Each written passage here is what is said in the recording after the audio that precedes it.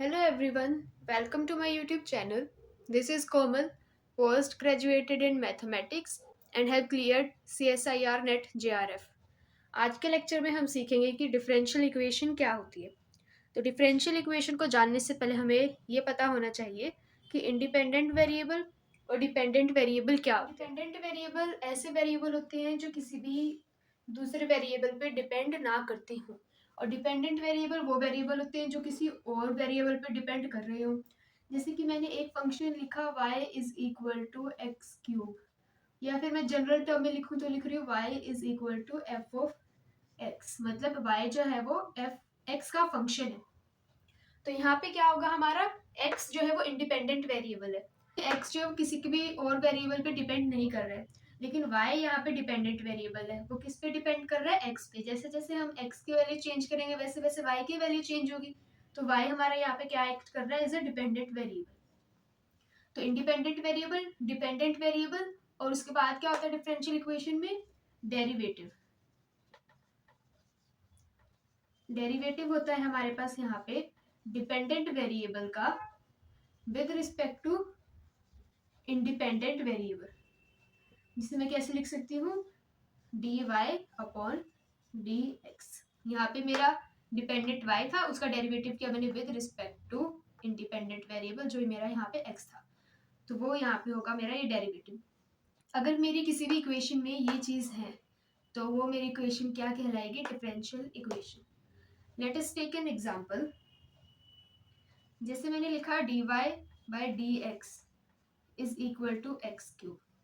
यहाँ पे ये मेरी क्या है, एक डिफरेंशियल इक्वेशन, क्योंकि इसमें मेरे पास क्या है, y एक डिपेंडेंट वेरिएबल है, x इंडिपेंडेंट वेरिएबल है, उसका डेरिवेटिव है, और एक ही इक्वेशन बना रही है। तो मेरे पास ये क्या बन गई, डिफरेंशियल इक्वेशन। मैथमेटिकली मैं इसे कैसे रिप्रेजेंट करूंगी,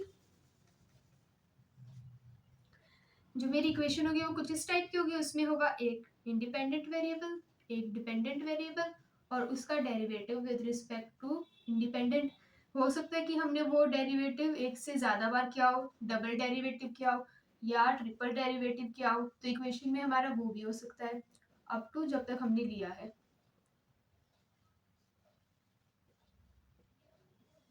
और इक्वल टू जीरो। तो ये मेरी क्या है, जनरल फॉर्म है डिफरेंशियल इक्वेशन की। फॉर एग्जाम्पल मैं एक और लेती हूँ। मैंने लिखा d two y by d x square plus two d y by d x is equal to x. तो ये भी मेरा क्या है, यहाँ पे एक डिफरेंशियल इक्वेशन। अब हम देखते हैं टाइप्स ऑफ डिफरेंशियल इक्वेशन। तो हमारे पास डिफरेंशियल इक्वेशन दो टाइप्स की होती है। एक होती है ऑर्डिनरी डिफरेंशियल इक्वेशन, और एक होती है partial differential equation. Ordinary differential equation में हमारे पास क्या होता है, जो हमारा डिपेंडेंट वेरिएबल है वो तो एक होता है, और वो जिस वैल्यू पे डिपेंड कर रहा है, जैसे इंडिपेंडेंट वेरिएबल, वो भी हमारे पास एक ही होती है। अगर एक ही इंडिपेंडेंट वेरिएबल है तो वो होगी ऑर्डिनरी डिफरेंशियल इक्वेशन, जिसके एग्जांपल्स अभी हमने लिखे थे, जैसे कि ये। और पार्शियल डिफरेंशियल इक्वेशन में क्या होता है, जो मेरा डिपेंडेंट वेरिएबल है वो किसी दो वेरिएबल्स या दो से ज़्यादा वेरिएबल्स पे डिपेंड कर रहा है। फॉर एग्जांपल मैंने एक z यहाँ पे लिया डिपेंडेंट वेरिएबल, जो कि x और y दो इंडिपेंडेंट वेरिएबल पे डिपेंड कर रहा है।